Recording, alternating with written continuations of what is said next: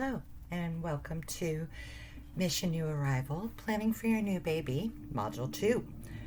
Today we're going to talk about, or I'm going to speak to you about, some thought processes of saving for college, financial goal setting, and taxes, things to keep in mind because you do have a new child being added to your family.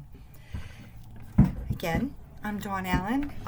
Thanks for tuning in for our second module. And like our first video, if you do have any questions, comments, suggestions pertaining to the video, by all means, you can get in touch with me. There's my contact information.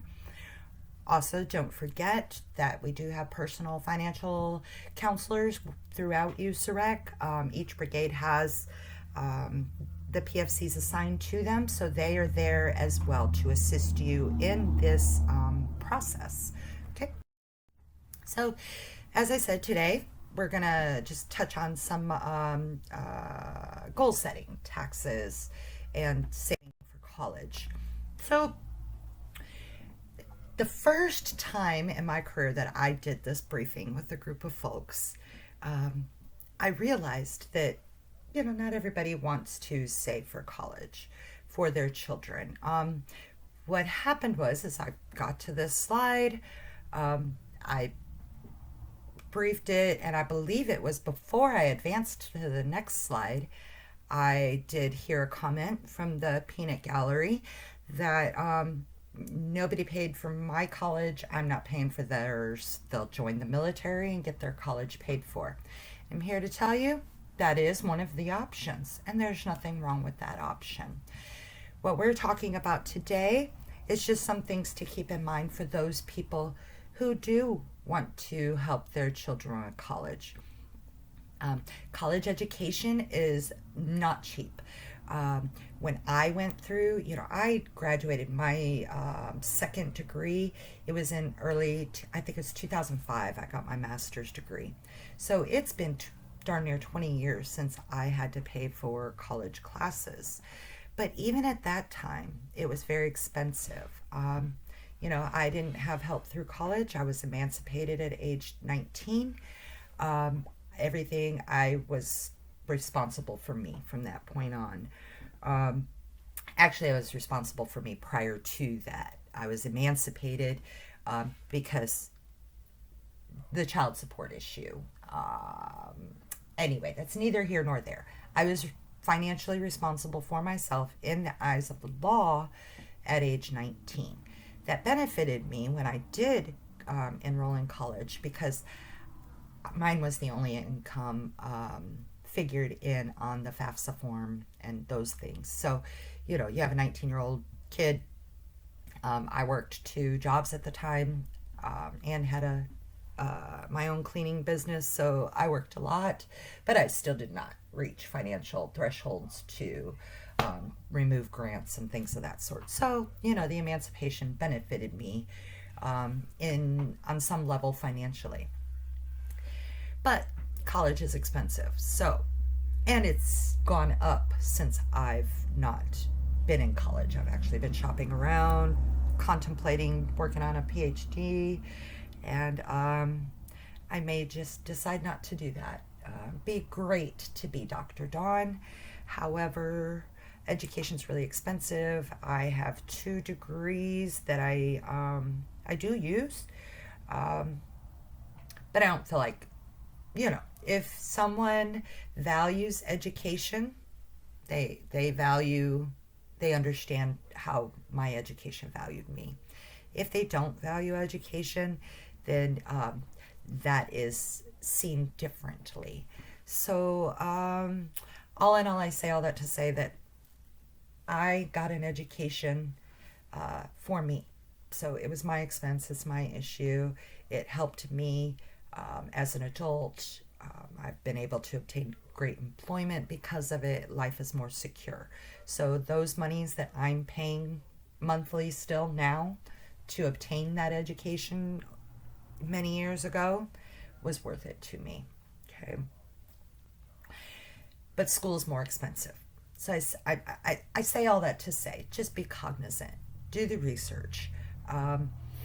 there's a lot of things to consider, and I'm going to share some resources with you to help you learn more about that so that you could be better prepared, or so that your child could be better prepared, depending on what course you you as a family need to take. Okay. So, saving for college. Bottom line is, college savings is a long-term plan. It's like saving for retirement. The sooner you start planning, the better. You'll earn more interest. If you're doing actual savings, that interest will compound, things of that sort, just like when you're working with your retirement accounts. But there are a lot of college saving calculators out there to help you figure out what those goals are moving forward as a family. Okay. Excuse me. So we're going to start with, I'm going to discuss with you just a little bit about saveandinvest.org.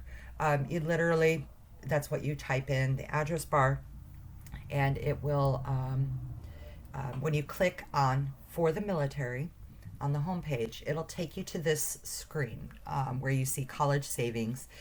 Then it will discuss with you and walk you through GI benefits and how you can utilize those, as a veteran. And then those different ways of transferring benefits to a spouse or your children. If you click on that link, it will talk you through that process, help you see how that works. And then also within this saveandinvest.org, they actually have information about what is called a 529 college savings plan. It's money that is tax deferred. And then you can use that later for tax-free tuition and other college expenses.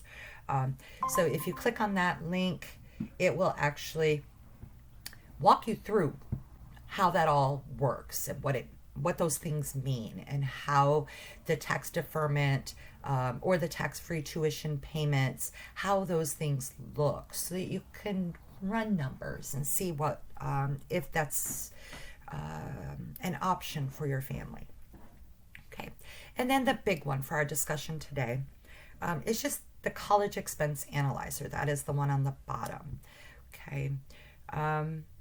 So something to keep in mind is that, if you do utilize one of those 529 savings plan, it's like using mutual funds, TSPs, and things like that. There's fees associated with the use of those plans. So the college expense analyzer actually will help you compare those costs. That's the word I'm looking for. So it's a great tool for you to understand what those fees are and how to move forward through them, right? Okay. Then there is another website out there.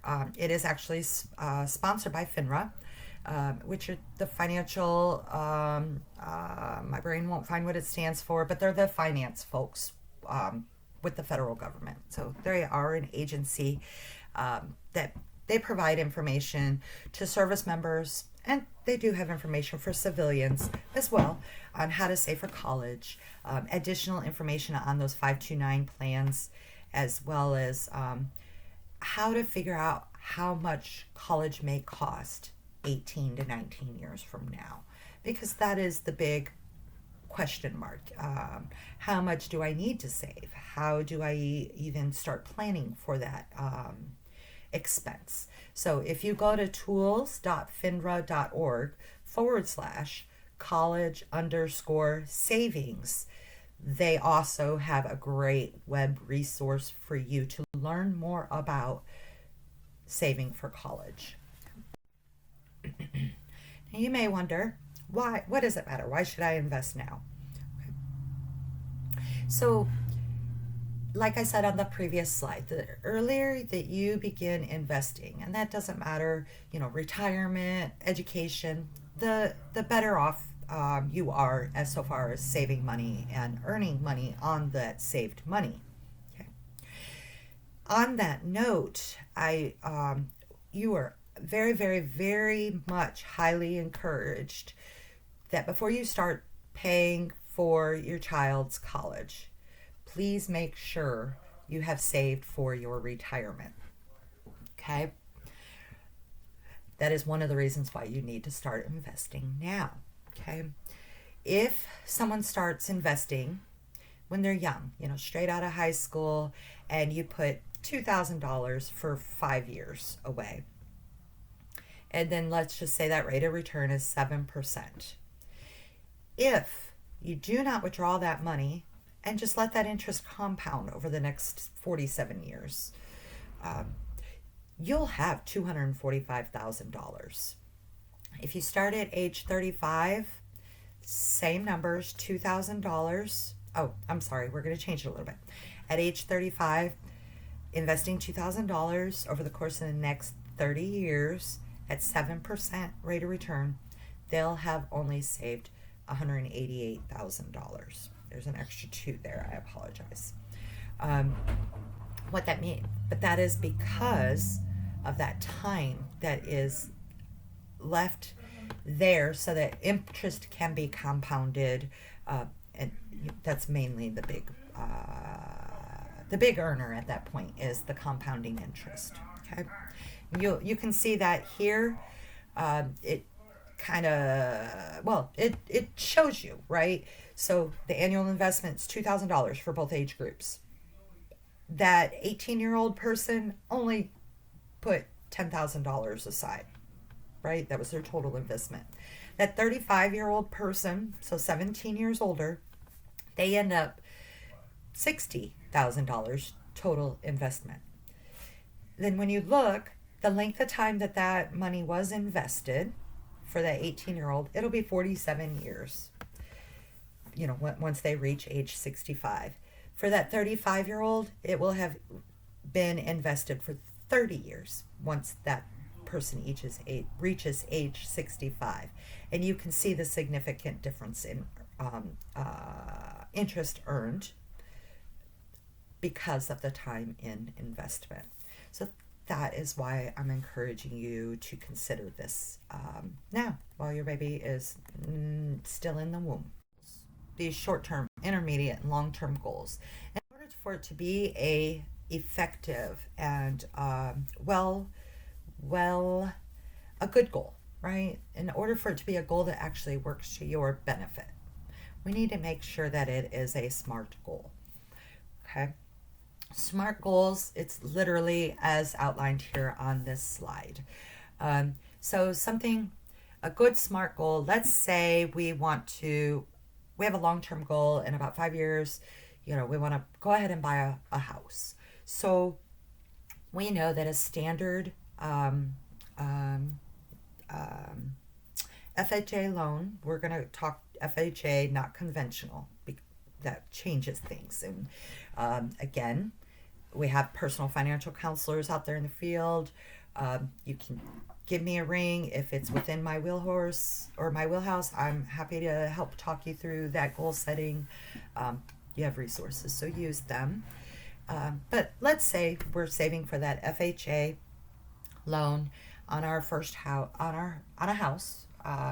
We're not going to think about first-time buyer programs at this stage because that's not the goal. Is to save the 20% down that is standard for FHA loan, not considering VA loans, conventional things of that sort. So we're going to take one scenario. Okay, so for math, because I'm doing this in my head, let's just say I want a $200,000 house in 5 years.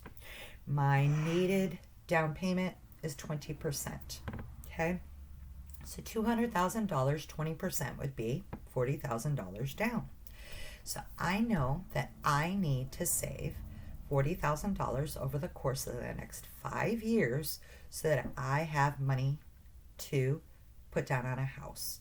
So specifically, the specifics of that will work out in my spend plan.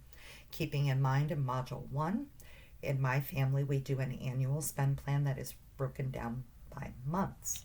So that's how it will look for me. When we save, we're going to have a monthly amount that will need to be set back with the goal of achieving a certain amount each year. That is going to be put into savings on a bi-weekly basis, so that if we need to cut back any expenses, that so that we have our clear steps to be able to achieve that $40,000 savings that will go into our spend plan. We'll have to brainstorm, where does that money come from, things of that sort. So that's how you'll sort through your steps for reaching the goal. Measurable, we know that ultimately we need $40,000. Time bound, I'm skipping down, but we need that within 5 years. Okay, so we have 60 months to come up with our $40,000. Okay. Is the goal realistic? Well, when we look at our spend plan, it will be. I'm aware of our spend plan. I know how much money we have going on in savings, so I can speak to that. You may find when you run your numbers that as you're trying to sort through the specifics, that you might have to adjust that timeline so that it is achievable. Because the goal is to be results oriented.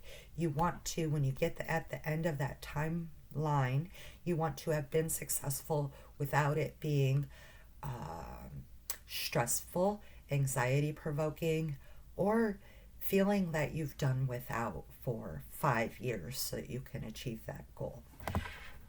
Some of us are okay with doing without when we have that ultimate goal. Some of us aren't. So that is, you need, again, I said this in Module 1, you've got to be honest with yourself. You need to make sure you're setting those things up within your boundaries and what you need as a person. If you need more money, you're going to have to figure out how to either get your promotion, pick up a side gig, maybe decrease your expenses, and we discussed in Module 1 many ways to do that. Okay. Now you'll see at the bottom of this slide I do have a web link. It is a great resource. It's literally a workbook that will, I believe this one is 20 pages, but it's literally going to slowly, easily break down that goal setting process in a very detailed manner. Some of us may need that. I know that, like I said in Module 1, the more knowledge you have, the better able you're to manage your finances. So this is just another tool to help you understand how to better set achievable goals so that you can meet your needs. Okay. And again, I'm just going to leave this here for a second so you can. I'll put the link.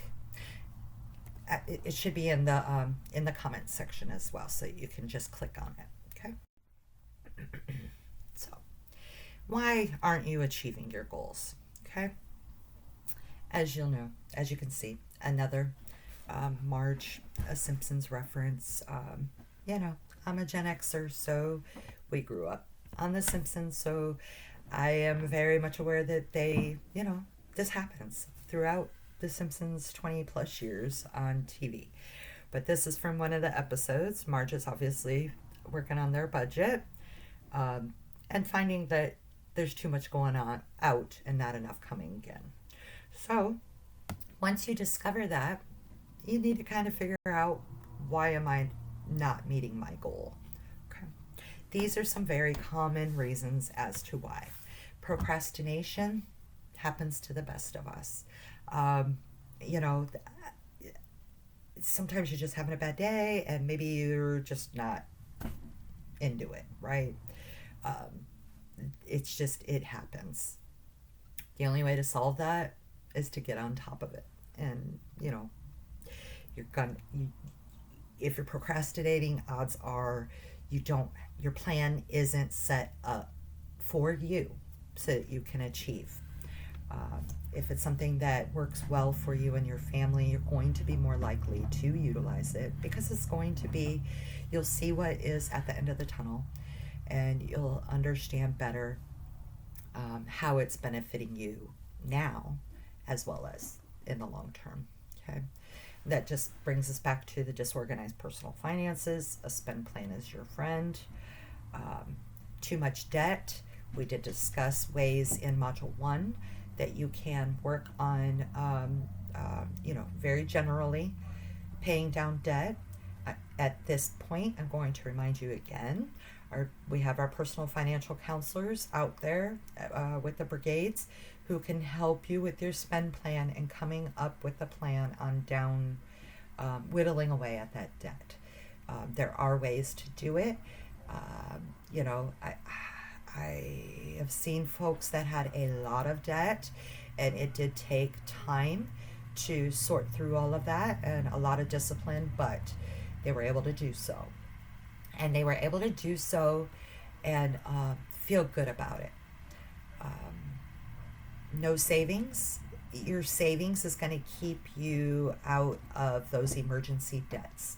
So if you have some cash in savings, keeping in mind, ideally, you're putting aside 10% minimum each month. Again, I say ideally because we all have to start somewhere. So you can start somewhere and work up to the 10 to 15% each month. But if you have money in savings, I don't know, let's say you're driving your car and your tires are, oh, here's a great one. My last used car, after my minivan got totaled that I discussed in Module 1, I went and bought a new used vehicle. The tires weren't in great shape, so we went ahead and had brand new tires put on through the purchase part of it. I did not have those brand new tires for about a month before I picked up a screw on base, and not covered by warranty, obviously. So I have a brand new tire. Anyhow, I was able to utilize my savings, not my credit card, to replace that tire. And then, when I had the tires put on, we only just did the 4. So that one, when we had that tire taken off, the tire guy, we had him look at the spare. The spare was dry rotting. It was a 13-year-old vehicle when I bought it. So we did use that brand new ruined tire as a spare tire. He did the repair on it and everything. Now, I could have just had the tire repaired. I'm fully aware of that. But it was a very large screw, and it would have taken I believe he called it a double plug, and that wasn't the safest solution long term. It would have given me troubles over the years, and the other tires were brand new, so it's a great spare. I say all that to say, had I not had that $330 in savings, I would have put that on a credit card. And then I would have been paying, depending on which, it depends on your credit card interest rates. At that time, I think my lowest interest rate on a credit card was like 13.5%. So I would have been paying interest on $350 at 13.5% until I could pay it off. So having that savings saved me all of that interest for something that was a fairly minor problem. But having those savings is going to save you paying out on interest in the long term. Okay. And then just general lack of financial awareness could help you be preventing you from achieving your goals. So again, your PFCs, you can be in touch with me. I have resources, self-directed trainings that there are online so that you can learn more. I believe I have one link that will also, when I post this video, we'll make sure that those links are in the comments sections as well, so that you have links to those resources to learn more, keeping in mind that we do have our PFCs as well. Okay.